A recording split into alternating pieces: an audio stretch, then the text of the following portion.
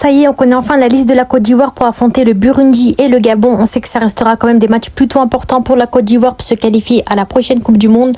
Donc on sait que bien sûr la Côte d'Ivoire avait gagné la CAN et là bien sûr leur prochain objectif c'est surtout de se qualifier à la prochaine Coupe du Monde. Ça fait des années qu'ils n'ont pas réussi à se qualifier. Donc là pour moi je pense que ça reste un objectif principal pour Emerse Faé et la fédération ivoirienne de manière générale. Donc Emerse Faé, il a récemment dévoilé sa liste. Donc là on va un peu essayer de voir un petit peu comment elle est la liste. Est-ce qu'elle est bonne, est-ce qu'elle est mauvaise, comment est la qualité de l'effectif de manière globale. Sur ce, n'hésitez pas à vous abonner et à liker. Et sans plus tarder, bien sûr, on commence la vidéo. Donc on va commencer déjà avec les gardiens de but, avec bien sûr Yaya Fofana, comme d'habitude de Angers. Donc c'est un très bon gardien de but qui est assuré en Ligue 1, qui est très bon avec la Côte d'Ivoire. Donc logiquement, il a été appelé. Mohamed Koné de Charleroi. Et surtout, la vraie surprise, on va dire, de cette liste, c'est surtout Alban Lafont du Panathinaikos. Donc c'est un gardien de but de base qui est français, qui joue au FC Nantes et qui a rejoint un club grec. Donc apparemment, le gardien a opté pour la Côte d'Ivoire. Donc déjà, il me semble qu'il a 24-25 ans. Donc c'était un grand talent du gardien de but français. Il a toujours rêvé de jouer avec l'équipe de France. Bizarrement, il n'a jamais été appelé. Donc, logiquement, il s'est redirigé vers l'Afrique. Apparemment, lui, il avait des origines burkinabées parce qu'il s'était pris en photo avec le maillot du Burkina Faso. Il a toujours dit qu'il respectait la fédération du Burkina, etc. Il n'y a même pas un an, là, en 2024. Et là, bizarrement, il opte pour la Côte d'Ivoire. Donc, ses origines ivoiriennes, on ne sait pas d'où elles viennent. Mais en tout cas, il a opté pour la Côte d'Ivoire. Donc, tant mieux pour les Ivoiriens. Ça reste quand même une bonne relève, on va dire, à Yaya Fofana. Même si, quand même, ils ont le même âge à peu près. Donc, en tout cas, Alban Lafont, en gardien numéro 2, pour moi, ça peut largement faire le taf. Mais c'est bizarre parce qu'on ne sait pas d'où elles sortent, ses origines ivoiriennes. Mais bon, tant mieux. Voilà, un gardien en plus, en remplaçant, qui peut toujours faire le taf en sélection ivoirienne. Ensuite, en défense, Emmanuel Agbadou de Wolverhampton qui est vraiment très très bon, qui fait un grand début de saison encore une fois. Il a même fini dans le meilleur 11 du début de saison de Première Ligue. Donc logiquement, c'est mérité. Donc c'est un très bon défenseur central. Evan Ndjika de l'AS Roma. Donc pour moi, je pense que la charnière sera sûrement Agbadou Ndjika en défense centrale. Wilfried Singo qui est très bon latéral gauche à l'AS Monaco. Odilon Kousounou de l'Atalanta. Christopher Operi, latéral gauche de Istanbul Başakşehir qui peut être intéressant. Luc Zogbe, le jeune talent qui avait récemment opté pour la Côte d'Ivoire, latéral droit qui est plutôt bon. Enfin, Wilfried Singo, c'est latéral droit plutôt. Clément Agpa et Gislain Conan latéral gauche. Donc là pareil, franchement plutôt intéressant. Bon, la défense c'est un peu comme d'habitude. Moi franchement ce que j'aime c'est surtout la charnière centrale Agbadou Ndjika qui peut être vraiment très très bonne. Après on a Ousmane Diomandé qui n'a pas été appelé pour diverses raisons. Peut-être qu'il est blessé, je sais pas, mais en tout cas il n'a pas été appelé. Au milieu de terrain c'est là où vraiment j'ai un peu peur, je vais pas vous cacher. Du milieu de terrain, Franck Kessié, bon logiquement il a été appelé, très grand patron de la Côte d'Ivoire qui est vraiment très très bon. Entre guillemets un capitaine, c'est un très grand pilier de la Côte d'Ivoire. Donc logiquement il a été appelé. Ibrahim Sangare qui fait son retour en sélection. Donc lui joue avec Nottingham. Il a été blessé pendant un long moment. Donc lui aussi il a été appelé. Donc lui je sais pas trop sa forme actuelle, s'il est bon ou pas, s'il joue ou pas. Mais en tout cas Ibrahim Sangare, je sais que ça reste un milieu de terrain qui est plutôt intéressant. Là on verra ce qu'il pourra proposer en sélection ivoirienne. C'est Fofana également qui fait un début de saison plutôt intéressant au Stade Rennais. Egbamin du FC Metz et voilà Parfait Guiagon. Donc franchement le milieu de terrain, moi je vous cache pas qu'il me fait quand même un peu peur. Voilà, il n'y a plus les Jean-Michel Thierry, il n'y a pas Mario Dorgeles qui a été appelé. On verra bien.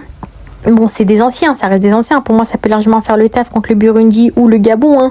Mais bon, voilà, le milieu de terrain, je ne vous cache pas qu'il me fait un peu peur par rapport à l'attaque où c'est là où c'est magnifique. Amad Diallo, ailier droit qui peut être excellent.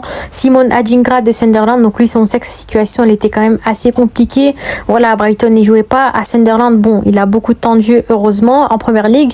Evan Guessant en pointe qui a récemment rejoint Aston Villa pour environ 30 millions d'euros. Donc là, c'est un très gros transfert. Encore une fois, on sait que à l'OGC Nice, la saison dernière, il sort d'une saison vraiment excellente. Guessant, on sait que ça reste bien sûr la relève de Sébastien Haller. Donc pour moi, franchement, cette attaque-là, Amad Diallo, Adjingra, Guessant, peut vraiment être intéressante. Bazoumana Touré qui a été appelé également de Hoffenheim, qui fait une grande saison également, qui fait des passes D, des buts. Donc lui aussi, c'est mérité. Bien sûr, un jeune talent qui peut encore une fois apporter offensivement à la Côte d'Ivoire. Sébastien Haller qui a fait son retour à Utrecht aux Pays-Bas. Donc lui aussi, c'est un buteur qui fait le taf. À mon avis, il aura encore du temps de jeu. Il a que 30-31 ans.